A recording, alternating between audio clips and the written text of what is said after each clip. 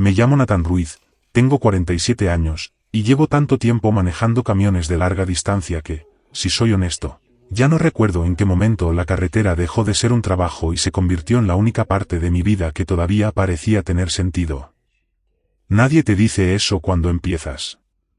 En la escuela te enseñan a revisar frenos, a medir ángulos, a no confiar en el hielo negro, a dormir cuando el cuerpo lo pide y a no discutir con la báscula. Pero nadie te explica que lo más duro de esta vida no son las noches interminables, ni los kilómetros, ni el café malo, ni el dolor en la espalda, ni la nieve cortándote la cara cuando bajas a revisar una llanta a las 3 de la mañana. Lo peor llega cuando vuelves a casa y descubres que ya no reconoces nada allí, y que el único lugar donde todavía sabes quién eres es dentro de una cabina de metal, con un motor viejo vibrando bajo tus pies y una línea blanca perdiéndose en la oscuridad delante del parabrisas. Yo estaba exactamente en ese punto cuando acepté el trabajo que me arruinó o me salvó, dependiendo de cómo quieras mirar el final. Vivía en Cheyenne, Wyoming, aunque decir que vivía allí era un acto de generosidad. Después del divorcio, Megan se había quedado con la casa, con los muebles buenos, con la vajilla, con el perro, con la mitad de mi paciencia y con la poca versión respetable que me quedaba de mí mismo. Yo terminé en un estudio miserable encima de una lavandería en Warren Avenue, un lugar con paredes finas, alfombra húmeda, calefacción caprichosa y un olor permanente a detergente barato, moho viejo y tuberías fatigadas. Tenía un Peterbilt 2011 ya pagado, sí, pero cansado como yo, con más cicatrices en la carrocería de las que me gustaba admitir y una abolladura al lado del conductor que nunca me molesté en arreglar. Tenía poco más de $1000 en la cuenta, 2 tarjetas al límite, las rodillas hechas polvo de tantos años subiendo y bajando de la cabina, y un hijo en Albuquerque que llevaba casi 2 años sin responderme una sola llamada. Y no voy a fingir que no me lo había ganado. Hay hombres que pierden a su familia por una gran traición. Otros la pierden por algo peor, por una suma de ausencias pequeñas, de promesas postergadas, de cumpleaños perdidos, de llamadas que uno promete devolver y nunca devuelve, de cansancio convertido en mal carácter, de orgullo convertido en silencio. Yo fui de esos. Te cuento todo esto porque necesito que entiendas la clase de hombre que era cuando vi aquel anuncio. No era valiente. No era curioso. No era noble. Era un hombre desesperado. Y la desesperación vuelve sordos a los hombres. Les pone una cifra delante de los ojos y hace que todo lo demás se convierta en ruido de fondo. Era finales de enero, uno de esos días en que Wyoming parece un hueso limpio bajo un cielo sin misericordia. Yo estaba detenido en un área de descanso cerca de Rock Springs, matando el tiempo con un café tibio que sabía a cartón húmedo y el teléfono en la mano, navegando por un foro de camioneros en la sección donde aparecen favores privados, cargas extrañas y trabajos que casi siempre terminan siendo una pérdida de tiempo o una invitación a que la ley te arranque la licencia. Entre un montón de tonterías vi un anuncio publicado por una cuenta recién creada, sin foto, sin historial y sin ninguna señal de que fuera legítima. El mensaje era corto, casi seco, y estaba redactado como si a la persona que lo escribió no le importara sonar convincente. Decía, viaje único. Se requiere unidad refrigerada. La refrigeración deberá permanecer apagada durante todo el traslado. Recogida en instalación privada en Park County, Wyoming. Coordenadas de entrega proporcionadas tras la aceptación. Pago, $100,000. Solo conductores serios. Sin intermediarios. Debajo había algunas respuestas. 2 tipos diciendo que era una estafa. Otro preguntando si estaban moviendo droga. Uno más asegurando que olía a federal encerrando idiotas. Y luego vi un comentario de otra cuenta nueva, igual de vacía que la primera, que solo decía, se hizo un trayecto parecido hace poco. Es real. No hagas preguntas que no quieras que te respondan. Esa frase fue la que me atrapó. No sonaba a broma. No sonaba a fantasía barata. Sonaba a agotamiento. Sonaba a alguien que había visto demasiado y que había decidido que seguir respirando valía más que entenderlo todo. Le envié un mensaje privado. 20 minutos después tenía un número de teléfono. Contestó un hombre que se presentó solo como el señor Whitmore. Sin nombre de pila. Sin empresa clara. Sin rodeos. Tenía una voz lisa, pulida, de esas que no transmiten emoción porque han pasado tantos años ocultándola que ya no saben si todavía la tienen. Me preguntó qué camión llevaba, cuántas millas hacía al mes, si tenía antecedentes, si consumía alcohol en ruta, si había sufrido ataques de pánico, si tomaba medicación, si tenía familia cercana, y luego soltó una pregunta que me dejó el cuerpo frío, si mantenía una relación sentimental estable. Le pregunté qué demonios tenía que ver eso con mover una carga. Respondió, sin variar el tono, cuestiones de responsabilidad, y siguió adelante como si mi incomodidad fuera una nota al margen. Las condiciones parecían simples, al menos al principio. Debía recoger una carga completa de carne de caza fresca en una planta privada cerca de Coudi. Alce, bisonte y venado. Después debía trasladarla a algo más de 300 millas hacia el noroeste, hasta unas coordenadas dentro del bosque de Clearwater, en Idaho. Nada de abrir el remolque. Nada de revisar la carga. Nada de parar salvo para combustible o emergencia mecánica. Nada de dejar la cabina más de lo estrictamente necesario. La unidad de refrigeración debía permanecer apagada durante todo el trayecto. La carne tenía que llegar fresca, no congelada. No debía hacer llamadas durante el viaje, tomar fotos ni llevar aplicaciones de rastreo activas. De hecho, me pidió que apagara el teléfono por completo apenas cruzara a Idaho. Y al llegar, añadió, encontraría un sobresellado con el protocolo de descarga. No lo abra antes. No improvise. No altere el orden de los pasos. Haga exactamente lo que se le indique y antes del amanecer tendrá el resto del dinero en su cuenta. Le pregunté qué pasaría si algo salía mal. Se hizo un silencio breve, pero no fue un silencio de duda. Fue un silencio calculado, como si el hombre al otro lado estuviera decidiendo cuánta verdad podía soportar yo sin salir corriendo. Después dijo, nada saldrá mal, señor Ruiz, siempre que respete el protocolo. A la mañana siguiente aparecieron $50,000 en mi cuenta. Sin aviso. Sin contrato firmado. Sin correo previo. Solo una transferencia real, limpia y efectiva, enviada desde una empresa llamada Igrain Transit LLC. La busqué. No encontré página web, ni registro comercial claro, ni empleados, ni camiones con ese nombre, ni oficinas, ni rastro. Solo el dinero. Dinero suficiente para pagar mis deudas, cambiarle la transmisión al Peterbilt, poner un adelanto para otro apartamento y quizá, si me quedaba valor, conducir hasta Albuquerque para mirar a mi hijo a la cara.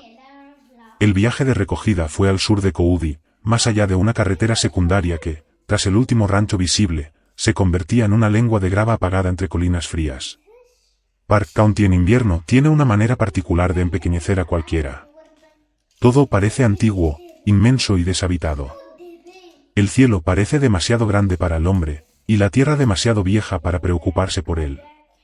Seguí las indicaciones de Whitmore hasta llegar a una instalación que parecía el cruce entre una planta procesadora de carne y una base militar discreta. Era un edificio rectangular de hormigón sin rótulos, rodeado por valla electrificada y alambre de púas, con torres de luz altas y una verja automática que se abrió cuando mi camión todavía estaba a varios metros, como si me hubieran estado observando desde mucho antes de que yo viera el lugar. Dentro me esperaba un equipo de 6 o 7 personas con overoles oscuros, sin insignias, sin nombres, sin logotipos. Nadie sonrió. Nadie se presentó. Una mujer con una tableta verificó mi matrícula, comparó algo en pantalla, asintió una sola vez y dio una orden breve. Cargaron el remolque en menos de 30 minutos. Yo observé desde la cabina, primero por simple costumbre, luego por inquietud. Lo que subían no eran cajas ni contenedores industriales. Eran canales enteras de animales grandes. Piezas completas de alce. Costados masivos de bisonte. Venados colgados en hileras limpias. El olor se coló incluso con las ventanillas cerradas. Hierro. Sangre reciente. Hierba húmeda. Tierra abierta.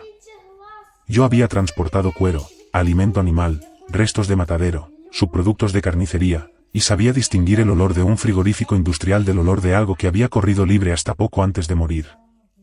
Aquello pertenecía a la segunda categoría. Era carne fresca, sí, pero había algo más, algo salvaje, casi eléctrico, como si el remolque estuviera siendo llenado con la respiración misma del monte. Cuando terminaron, un hombre que parecía ser el encargado se acercó a mi ventanilla.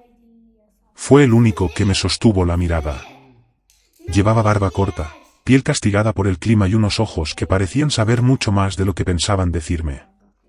Me entregó un sobremanila sellado con cera roja y un emblema que no reconocí, algo parecido a un círculo atravesado por 3 líneas curvas. Ábralo cuando llegue a las coordenadas, me dijo. Antes no. Lea todo antes de bajar, antes de tocar la puerta, antes de hacer cualquier otra cosa. Luego golpeó el sobre 2 veces contra el marco de la ventanilla y añadió, muy despacio, ¿quedó claro? Yo asentí. Ya se estaba alejando cuando regresó medio paso y preguntó, ¿lleva arma? Le dije que no. Hizo un gesto extraño, algo entre aprobación y lástima. Bien. La próxima vez tampoco traiga una. La próxima vez. Esas 3 palabras se me quedaron pegadas. Quise llamarlo, hacerle preguntas, pedir una explicación que me devolviera el suelo bajo los pies, pero la puerta principal ya se estaba abriendo y el camino hacia afuera me tragó igual que siempre. Las primeras horas fueron ruta normal. Oeste y luego norte, con el peso del remolque empujando en cada pendiente y el cielo invernal extendido como una sábana de metal sobre las montañas lejanas. La radio me acompañó un rato. Primero rock clásico. Luego country. Después una cadena religiosa con un predicador hablando del hambre del espíritu como si él supiera algo de hambre real. Más tarde, solo estática. Antes de llegar al límite forestal ya no quedaba ninguna señal limpia, solo siseos, crujidos y una voz lejana que aparecía a ratos como si hablara desde dentro del viento. En un viaje normal, eso no habría significado nada. Pero aquel no era un viaje normal, y yo ya lo sabía aunque todavía no estuviera dispuesto a reconocerlo. Al cruzar a Idaho apagué el teléfono, tal como me habían indicado. Y fue exactamente en ese momento cuando el silencio cambió. No hablo del silencio habitual de la carretera, ese que siempre está lleno de motor, neumáticos, vibración y viento. Hablo de otra quietud. Una más compacta. Más consciente. Como si el paisaje hubiera dejado de estar ahí para ser mirado y hubiera empezado a mirar de vuelta. Los pinos se cerraron alrededor del camino con una densidad casi absurda. El asfalto pasó de 2 carriles a 1,5, después a una franja sin línea central, y al final desapareció bajo una pista forestal de tierra endurecida por el frío, marcada por surcos viejos y ramas quebradas. Las coordenadas que había copiado a mano en una nota adhesiva sobre el tablero me condujeron hasta un desvío sin señal, apenas una abertura entre árboles tan pegados que el tráiler entró por centímetros. Las ramas rasparon la caja metálica con un chillido largo, como uñas arrastrándose sobre una puerta. Apagué la radio, aunque ya no emitía nada útil, y avancé en primera y segunda, corrigiendo el volante cada pocos metros. Sería cerca de la milla 12 cuando vi el primer movimiento paralelo entre los árboles. Quiero medir con cuidado mis palabras porque sé cómo suena esto. He conducido de noche por todos los paisajes que este país puede ofrecer. He visto osos al borde del asfalto, alces cruzando a 3 metros del parachoques, lobos siguiendo un vehículo por curiosidad, pumas bajando por terraplenes y sombras deformadas por la fatiga que, vistas de cerca, no eran más que troncos torcidos. Sé distinguir miedo real de cansancio. Aquello era real. Al principio pensé que era una ilusión provocada por mis propias luces rebotando entre los troncos. Luego reduje velocidad por un tramo de barro congelado y aquella cosa redujo el paso al mismo tiempo. Apreté el acelerador. También aceleró. Miré el espejo lateral y la vi entre los pinos, quizá a 40 metros. Algo corría. No exactamente en 4 patas. Tampoco en 2 de forma limpia. Era una zancada inclinada hacia adelante, como si perteneciera a un animal hecho para correr a 4 apoyos que, por alguna razón, esa noche había decidido usar 2. Cubría terreno demasiado rápido para ese suelo, demasiado rápido para esa poca luz, demasiado rápido para algo tan grande. Porque era grande. Durante un segundo claro, cuando el bosque se abrió apenas y la última claridad del día se coló entre las copas, la vi mejor. Gris. Alta. Más alta que un hombre por lo menos 30 centímetros. Hombros enormes. Brazos demasiado largos. Pecho profundo. Y luego desapareció. El volante empezó a moverse levemente bajo mis manos no por el terreno, sino porque mis manos estaban temblando. Quise pensar en cualquier explicación razonable. Un oso mutilado por algún accidente. Un alce visto mal. Un hombre con traje de nieve y la imaginación jugando en mi contra. Pero antes de que pudiera aferrarme a una sola de esas mentiras vi otra forma a la derecha. Y otra más atrás. Y otra cruzando entre sombras. Entonces comprendí que no era una sola. El bosque entero parecía correr a mi ritmo. Formas oscuras se desplazaban entre los pinos a ambos lados del remolque. Algunas tan cerca que oía ramas partirse bajo su peso. Otras más lejos, insinuadas solo por movimientos imposibles dentro de la sombra. Conté 5. Luego 8. Luego dejé de contar porque seguían apareciendo. Una de ellas corrió casi pegada al lado del remolque y la vi entera en el espejo durante varios segundos. Pelaje gris. Cabeza de cánido, sí, pero más grande, más larga, más consciente. Orejas rectas. Cuello grueso. Brazos delanteros terminados en manos, no patas. Se volvió hacia la cabina mientras corría y vi sus ojos reflejando la luz ámbar de mis pilotos. No era el brillo animal al que uno está acostumbrado. Las pupilas eran ranuras verticales, y no miraban al camión. Me miraban a mí. Me sostuvieron la mirada a través del espejo. No vi rabia. No vi hambre. Vi atención. Una atención fría y perfecta, como la de alguien evaluando a un desconocido. En ese instante recordé el sobre. Lo agarré y lo rasgué con los dientes, guiando con una sola mano por aquella pista infernal porque ya no podía esperar. Dentro había una hoja blanca sin membrete, sin fecha, sin firma, escrita con una tipografía que parecía sacada de una máquina antigua. Primer paso, avanzar hasta el claro señalado por las coordenadas. Lo reconocerá al verlo. Segundo, detener el vehículo, apagar el motor y apagar todas las luces exteriores, salvo la luz interior de la cabina. Tercero, utilizar la palanca de liberación manual situada a la izquierda del asiento del conductor para abrir las puertas del remolque de forma remota. No bajé del vehículo para abrirlas. Cuarto, permanecer dentro de la cabina con las puertas cerradas y las ventanillas completamente levantadas. Quinto, no tocar el claxon. Sexto, no encender luces largas. Séptimo, no hablar. Octavo, no comunicarse por gestos. Noveno, esperar. La descarga tardaría entre 20 y 40 minutos según el volumen. Décimo, al finalizar, oiría 3 golpes en la cabina. Esa sería la señal para arrancar y marcharse. Undécimo, abandonar el lugar sin encender los faros hasta volver a la carretera pavimentada. Debajo, alguien había añadido a mano, con bolígrafo azul, una nota pequeña y precisa: ya están alimentados y asentados. Usted es la línea de suministro, no la comida. Mantenga las ventanillas arriba, por si acaso. Leí esa frase 3 veces. La primera vez me alivió. La segunda me heló. La tercera comprendí lo peor: si alguien se había tomado el tiempo de escribirla era porque en algún momento otro conductor había necesitado escuchar exactamente eso. El claro apareció delante de mí como si el bosque exhalara. Los árboles se apartaron de golpe y dejaron un terreno ancho, plano, apisonado, nada parecido a un claro natural. No era una pradera. No era una zona de tala. Era un espacio mantenido. Preparado. Incluso con las luces todavía encendidas vi senderos marcados saliendo en distintas direcciones hacia la arboleda, como radios de una rueda. Detuve el camión, apagué el motor, apagué las luces, y el silencio que quedó fue tan completo que me presionó los oídos. Durante 1 minuto no pasó nada.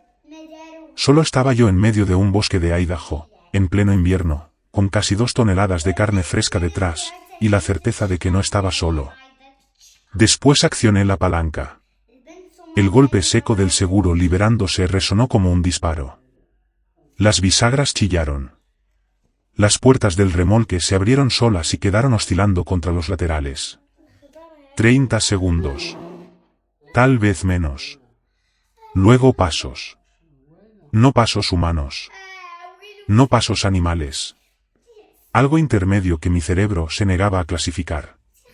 Eran pesados, medidos, firmes. Sonaban a cuerpos enormes moviéndose erguidos sobre la tierra helada. Venían desde atrás, desde la izquierda, desde la derecha.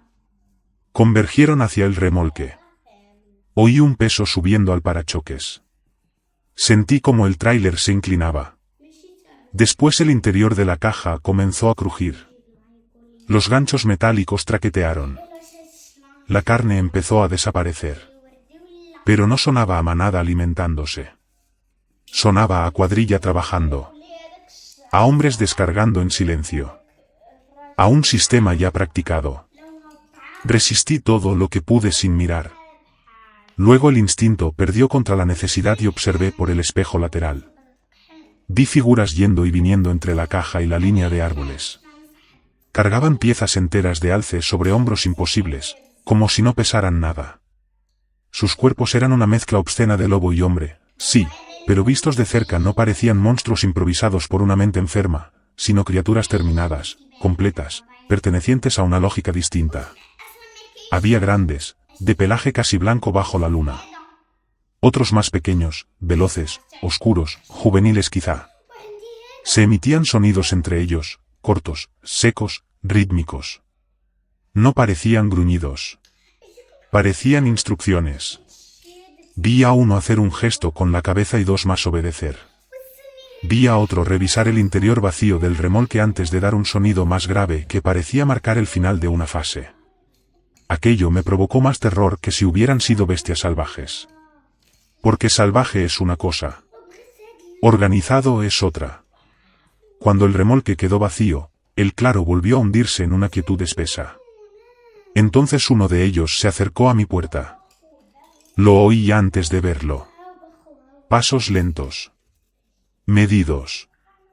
El sonido de un peso imposible desplazándose junto al costado del camión. Después una sombra cubrió toda la ventanilla. No giré la cabeza al principio. No podía. Cada músculo de mi cuerpo estaba bloqueado. Miraba fijo el parabrisas oscuro mientras lo sentía ahí, separado de mí solo por un vidrio. En el borde de mi visión distinguí una masa gris ocupando de arriba abajo la ventana. Inclinó la cabeza, como hacen los perros cuando intentan comprender un ruido nuevo, y escuché el chasquido sutil de vértebras poderosas moviéndose. No percibí hostilidad. Eso fue lo peor. Percibí curiosidad. Como si el ser raro fuera yo. Permaneció allí varios segundos, quizá un minuto entero. Oí su respiración profunda, áspera, un aire entrando y saliendo de pulmones demasiado grandes. Después levantó un brazo largo, con dedos oscuros rematados en garras curvas, y dejó algo sobre el capó de mi camión con una delicadeza casi humana. Luego se apartó. Un minuto después sonaron 3 golpes en la parte trasera de la cabina, firmes y espaciados, casi corteses. Arranqué y me fui.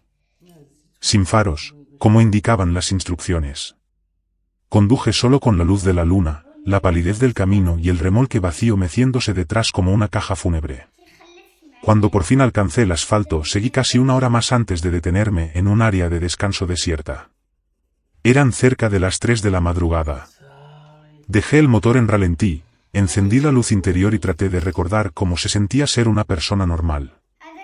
Al final bajé y miré el objeto sobre el capó. Era una pequeña talla de madera de cedro. Tosca, sí, pero exacta. Era mi camión. No uno parecido. El mío. Con la forma correcta de la cabina, la proporción del chasis, los depósitos laterales, las líneas del escape y hasta la pequeña abolladura junto a la puerta del conductor. Aquello no era casualidad. Algo había observado mi camión el tiempo suficiente para reproducirlo con precisión. Me guardé la talla en el bolsillo y regresé a Cheyenne con el amanecer filtrándose por el parabrisas como si el mundo siguiera siendo normal. La segunda mitad del pago apareció en mi cuenta antes de que llegara a la ciudad. Esa misma tarde llamó el señor Whitmore. Su voz seguía igual de plana, pero yo ya no la escuché igual. La entrega fue recibida con éxito, dijo. El cliente ha expresado su satisfacción. Repetí la palabra cliente y él corrigió después de una pausa mínima, la colonia. Fue la primera vez que cualquiera de los dos usó un término que admitía abiertamente que aquello no pertenecía al reino del ordinario. Le pregunté qué eran. Hubo silencio. Después dijo, «Usted ya sabe lo que son, señor Ruiz». Le pedí que lo dijera él. Respondió que eso no formaba parte del acuerdo. Añadió que la siguiente entrega estaba prevista para mediados de marzo, bajo las mismas condiciones y por la misma cantidad, y que yo no estaba obligado a aceptarla. Le dije que lo pensaría. Pero incluso mientras lo decía ya sabía que iba a volver. Aquella noche saqué la talla del bolsillo y la dejé sobre la mesa de la cocina, entre facturas vencidas, una taza con pozos y una botella vacía. Desentonaba allí. Parecía algo traído de otro mundo y depositado por error en el mío. La toqué y noté que estaba tibia. Mi apartamento estaba helado, la calefacción era una broma, y sin embargo aquella madera conservaba calor. En la base descubrí una marca grabada, un símbolo que no se parecía a ninguna letra que yo conociera. Dormí con la talla sobre la mesita de noche. No sé por qué. Tal vez porque una parte de mí quería creer que si algo había querido matarme ya lo habría hecho. O quizá porque una parte más oscura ya estaba obedeciendo una llamada que aún no entendía. Acepté la segunda entrega. Y la tercera. Para mayo, el camino hacia el claro me resultaba inquietantemente familiar, como cualquier trayecto que uno repite demasiadas veces. La misma instalación sin nombre. Las mismas personas sin rostro. El mismo sobresellado, aunque ya no necesitaba leerlo. Las mismas ramas rasgando el remolque al entrar en la pista. El mismo silencio espesándose a medida que me internaba. Pero algo estaba cambiando. En la tercera descarga ya no se ocultaron. Salieron del bosque a plena vista y caminaron hacia el remolque. Y uso la palabra caminar con intención. No corrían como animales asustados ni se abalanzaban como depredadores famélicos. Caminaban. Bajo la luz de la luna los vi mejor que nunca. No eran lobos enormes. No eran hombres deformes. Eran otra cosa. Una especie intermedia o antigua o imposible. La transición entre moverse erguidos y apoyar cuatro extremidades cuando cargaban más peso era tan natural como para mí cambiar de marcha. Sus rostros tenían pensamiento. Tenían intención. Vi a uno de los más grandes entregar una canal a otro más pequeño y hacer un sonido breve que sonó, de forma escalofriante, a aprobación. Vi a dos intercambiar una serie de gruñidos cortos, con pausas regulares, y habría jurado que estaban discutiendo logística. En una de esas noches escuché una secuencia más larga, casi una frase, pronunciada por una figura de pelaje oscuro que parecía hembra por la estructura del cuerpo y la finura del hocico. Tras eso, varios de los demás emitieron un resoplido repetido que no se parecía a una amenaza ni a una alerta. Con un nudo en la garganta comprendí que se estaban riendo.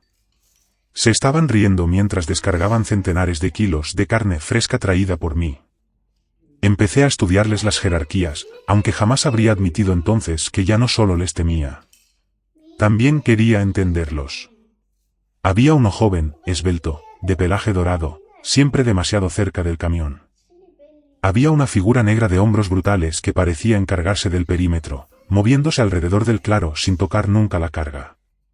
Había dos casi idénticos, grises y rápidos, que trabajaban juntos con una coordinación perfecta. Y había uno más grande que todos, aunque durante semanas solo lo vi desde lejos, inmóvil al borde del bosque, observando. Comencé a notar que, llegada cierta hora de la noche, mi cuerpo cambiaba antes incluso de verlos. Mi respiración se hacía más profunda. El oído se me afinaba. Percibía el olor de la resina, la nieve vieja, la sangre en el remolque, debajo de todo eso, el aroma almizclado, caliente, vivo, de la colonia. En la sexta entrega cometí una imprudencia. Dejé la ventanilla un par de centímetros abierta. Quería olerles mejor. Sí, lo sé. Suena como la confesión de un hombre que ya empezó a perderse. Tal vez lo era. Esa noche el joven de pelaje dorado se acercó mientras los demás trabajaban. Inclinó la cabeza y me observó con una intensidad casi infantil. Tenía los ojos ámbar, limpios, atentos, y el hocico salpicado de nieve. Emitió un sonido bajo, modulando la garganta como si intentara dar forma a algo más complejo que un gruñido. Yo levanté la mano y la apoyé contra el cristal por dentro. Él miró mi mano, levantó la suya despacio y la colocó al otro lado. Su palma era inmensa, oscura, acolchada, con dedos largos y garras curvas hacia adentro. Pero el gesto fue cuidadoso. Igualó mi postura exactamente. Nos quedamos así unos segundos, separados por el vidrio, hasta que apartó la mano y volvió a emitir ese sonido bajo. No podría jurarlo ante un juez, pero en ese momento habría apostado mi vida a que aquello significaba gracias. La séptima entrega fue la noche en que apareció el anciano. Lo llamo así porque todo en él comunicaba edad. Era el más grande de todos, pero se movía con una lentitud que no parecía debilidad, sino control. Como si cada paso estuviera tan medido que no necesitara desperdiciar energía en nada innecesario. Tenía el pelaje casi blanco, salpicado de gris en hombros y antebrazos, un colmillo superior roto en diagonal y unas cicatrices finas cruzándole el hocico. Los demás tenían ojos ámbar.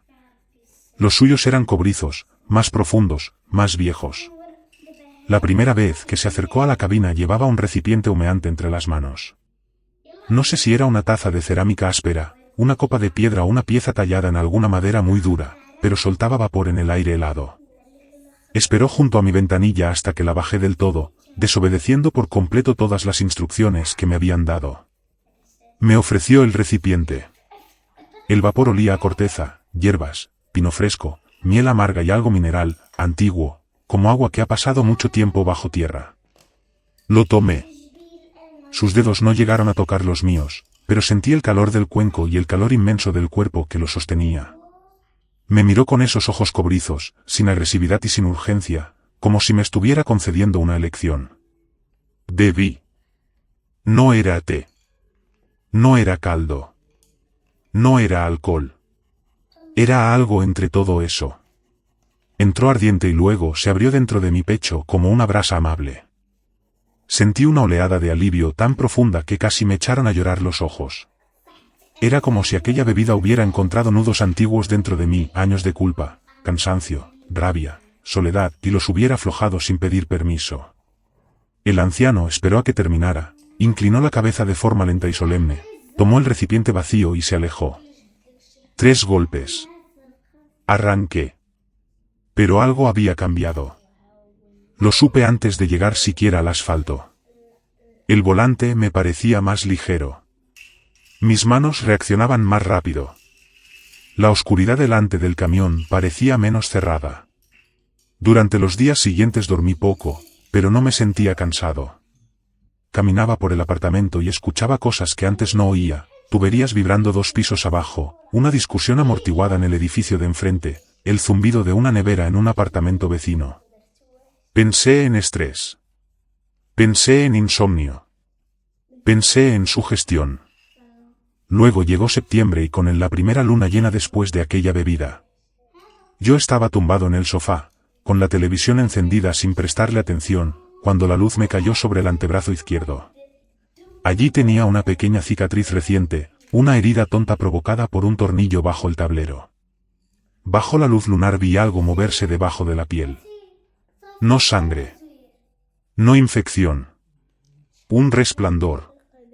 Fino, plateado, como un hilo de luz enterrado bajo la carne. Retiré el brazo de la ventana y desapareció. Volví a exponerlo y regresó. Llamé al señor Whitmore a la mañana siguiente. Le hablé de la bebida. Por primera vez su silencio fue abiertamente largo. Le pregunté qué llevaba aquello. Entonces me hizo una pregunta inesperada, si además de la bebida me habían dado algo más. Le hablé de la talla del camión. Me preguntó cuántas entregas llevaba hechas. Le dije que 9. Repitió el número muy despacio. Después pronunció una frase que todavía recuerdo palabra por palabra. En 6 años habían contratado a 17 conductores para esa ruta. Según sus registros, ninguno había recibido una talla. Ninguno había sido abordado en la ventanilla.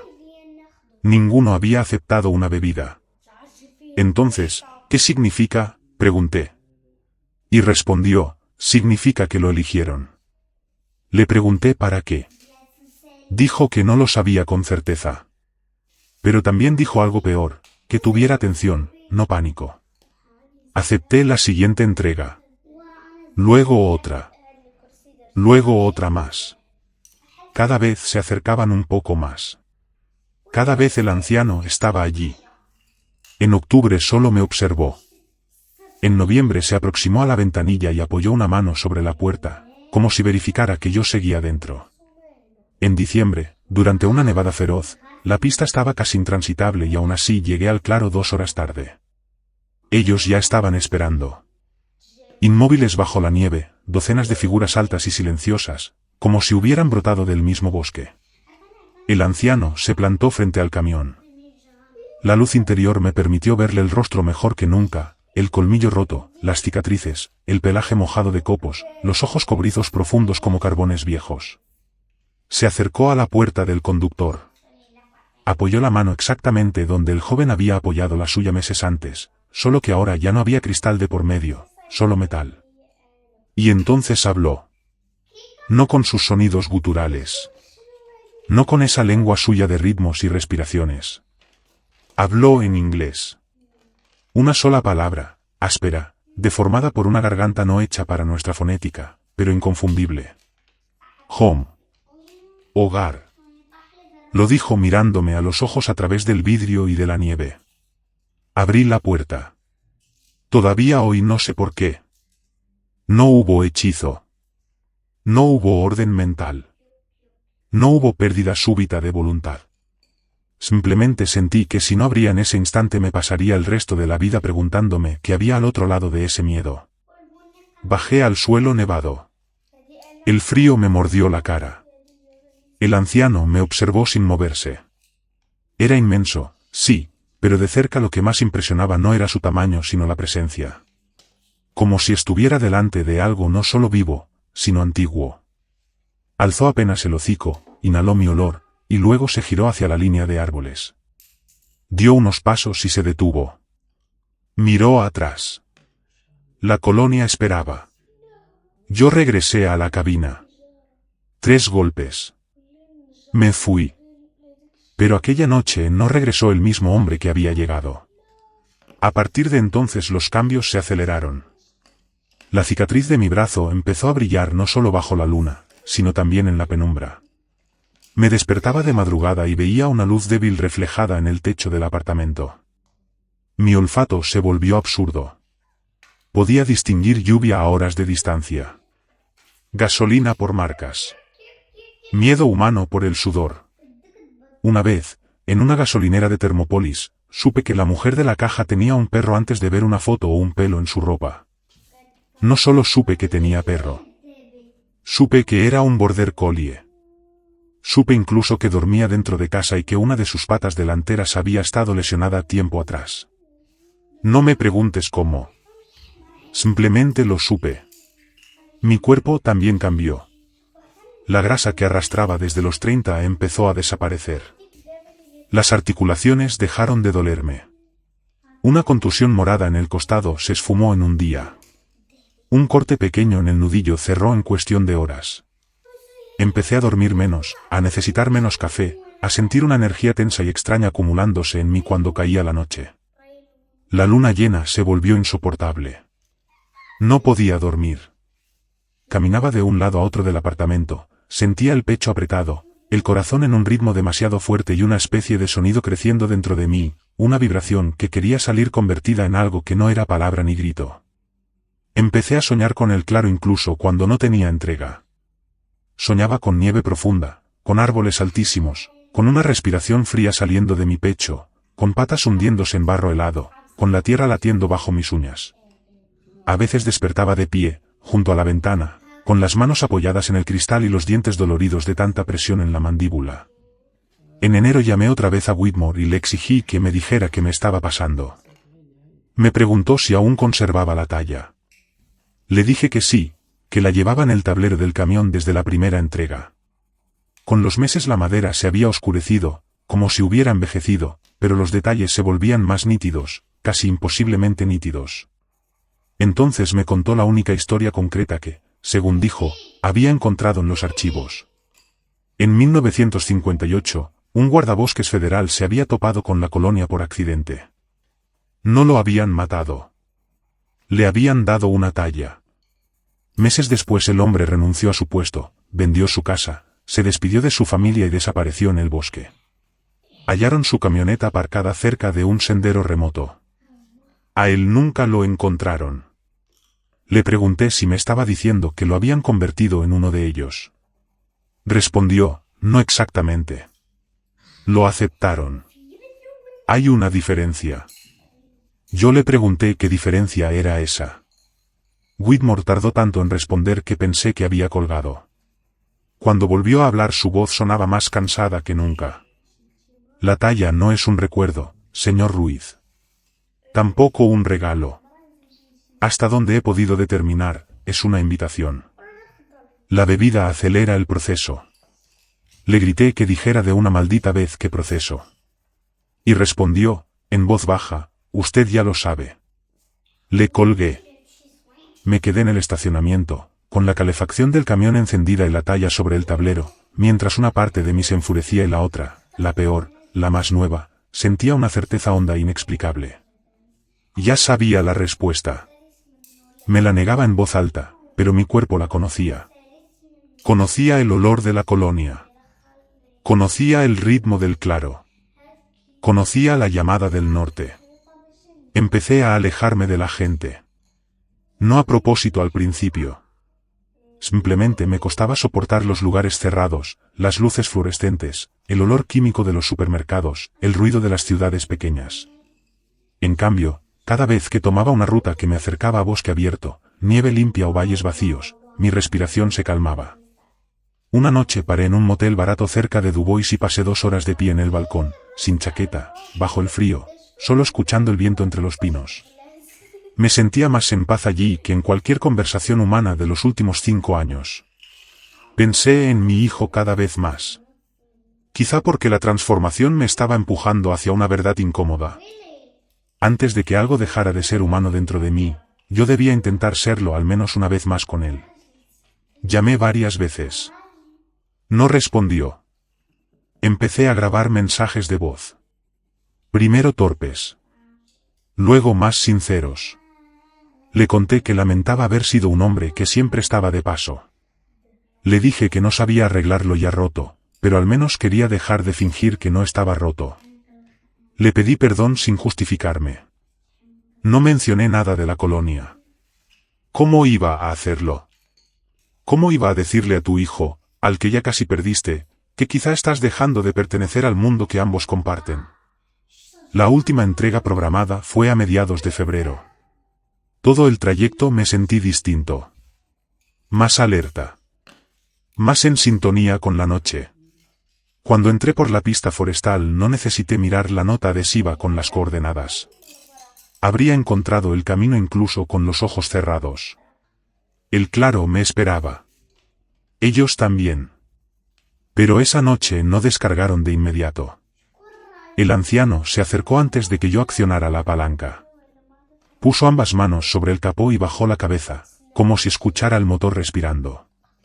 Luego levantó la mirada hacia mí y emitió una secuencia de sonidos más larga que ninguna otra vez.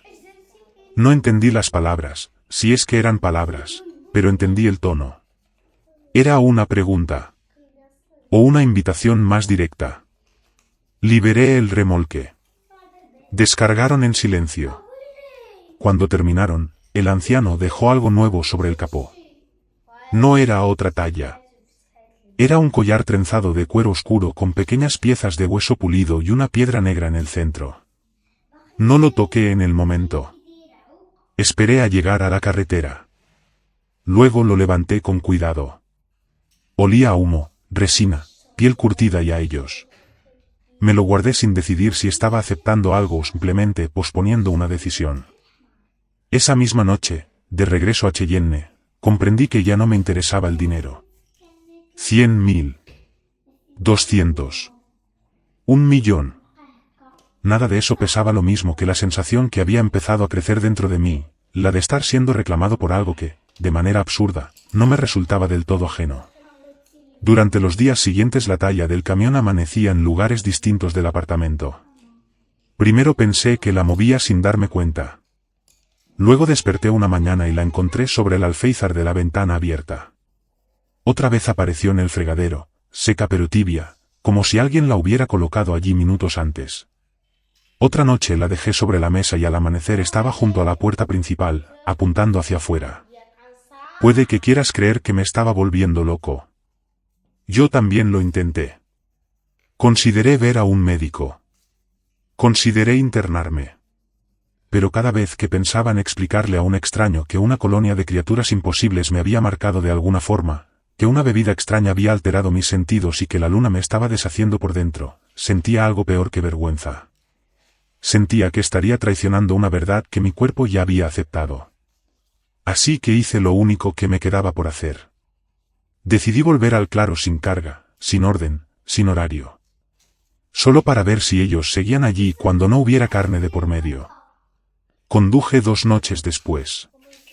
Solo yo, el Peterbilt, la talla en el tablero y la luna alta siguiendo la ruta como un ojo blanco. Durante el trayecto, cada milla me resultó más familiar que mi propia calle. Cuando entré en la pista forestal tuve la impresión absurda de que el bosque me reconocía. Las ramas rozaron el remolque vacío con un sonido menos hostil, casi ceremonial. El silencio no pesaba igual que la primera vez. Ya no era la quietud de un territorio enemigo. Era otra cosa. Una espera. Cuando llegué al claro, ellos ya estaban allí. No aparecieron de entre los árboles. Ya me estaban esperando. Había una docena, quizá más, repartidos alrededor del espacio abierto. Inmóviles. Atentos. Como una familia observando la llegada tardía de uno de los suyos. El anciano salió al centro del camino y quedó frente a mis faros. Bajo la luz blanca parecía hecho de nieve vieja, piedra y músculo. Levantó una mano. Yo apagué el motor. En cuanto el ruido desapareció, el bosque entero pareció respirar al unísono. Saqué el teléfono y empecé a escribir. Sí, esto. Estas palabras. Necesitaba dejar un rastro humano antes de hacer algo que tal vez me sacara para siempre de la categoría de los hombres. Mientras escribía, ellos rodearon el camión, pero no de forma agresiva. No vi colmillos enseñados ni posturas de amenaza. Solo paciencia. Curiosidad. Reconocimiento. El joven de pelaje dorado se sentó cerca del escalón del conductor, como un perro esperando a que su dueño baje. La figura negra patrulló el perímetro una vez y luego se quedó inmóvil. 2 de los grises se colocaron al fondo, vigilando el bosque, no a mí. El anciano se acercó a la puerta y apoyó la mano sobre el metal. La misma mano. El mismo gesto. Pero esta vez, cuando lo miré, ya no sentí solo miedo.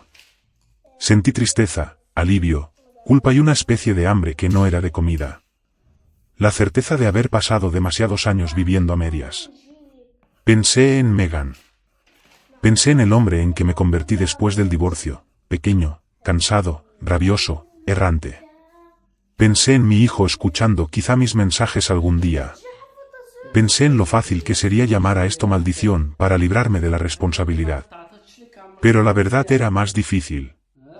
La verdad era que una parte de mí quería abrir. Quería bajar. Quería seguir al anciano entre los árboles y descubrir qué había del otro lado de ese claro mantenido, de esos senderos que se abrían como venas en la montaña, de esa llamada constante que cada noche se volvía más fuerte. Él me observó. Luego hizo algo que terminó de destruir mis últimas defensas. Bajó ligeramente la cabeza, no como un depredador, sino como un igual ofreciendo espacio para decidir. No me ordenó. No me exigió. Me dejó elegir.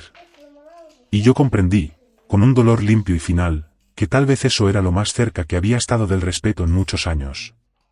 Alcé el teléfono una última vez y grabé un mensaje para mi hijo. Le dije mi nombre completo. Le dije que quizá cuando oyera aquello yo ya no estaría donde me dejó el mundo. Le pedí perdón otra vez. Le dije que nunca fue su culpa. Le dije que, si alguna vez necesitaba creer algo bueno de mí, creyera esto, que al final quise decir la verdad. Luego dejé el teléfono en el asiento. Abrí la puerta. El aire helado entró como un animal vivo. Bajé al suelo. El anciano se apartó un paso para darme espacio. El joven dorado emitió un sonido suave. Alrededor del claro, varias cabezas se inclinaron apenas. No era una amenaza. Era bienvenida. El collar de cuero que llevaba en el bolsillo pareció volverse más pesado. Lo saqué. El anciano extendió la mano. Yo pensé que iba a pedírmelo, pero no. Señaló mi pecho. Así que me lo puse yo mismo. En cuanto la piedra negra tocó mi piel sentí un latido que no pertenecía del todo a mi corazón. Fue algo más profundo. Más antiguo. Una segunda corriente despertando bajo la sangre. La luna salió de entre las nubes y el hilo plateado bajo mi brazo ardió con una luz tan intensa que vi los rostros de la colonia iluminarse a mi alrededor. Algunos avanzaron. No para atacarme. Para rodearme. Para olerme. Para confirmarme. El anciano se acercó lo suficiente como para que su aliento tibio chocara contra mi frente. Cerré los ojos. Oí el bosque. Oí la nieve cayendo desde las ramas lejanas. Oí corazones enormes latiendo alrededor. Oí también el mío, desbocado, partiéndose en dos ritmos por un instante, uno humano y otro que no sé nombrar. Cuando abrí los ojos, el anciano dio media vuelta y se internó en la línea de árboles. El joven dorado lo siguió. Después los otros. Uno a uno. Dejando un sendero abierto. Esperando. Yo miré atrás. Mi camión estaba allí, silencioso, blanco de escarcha, con la cabina aún tibia. Mi antigua casa sobre ruedas. La única que había tenido en años. Pensé en volver a subir, arrancar, huir, convencerme de que aquello todavía podía detenerse. Pero en ese mismo segundo el viento cambió, trayendo el olor del bosque profundo, de tierra negra, de piedra húmeda, de piel caliente, de manada, de pertenencia. Y algo dentro de mí respondió con una certeza tan nítida que me hizo sonreír por primera vez en mucho tiempo. Ya no estaba yendo hacia lo desconocido. Estaba regresando. Di el primer paso hacia los árboles. El segundo me resultó más fácil. Para el tercero, mis piernas ya se movían con una ligereza nueva. La oscuridad entre los pinos no me cerró el paso. Me recibió. Detrás de mí, en el claro, mi camión quedó solo bajo la luna, con la puerta del conductor abierta como una boca callada contando la última historia que Nathan Ruiz escribió siendo todavía, al menos en parte, un hombre.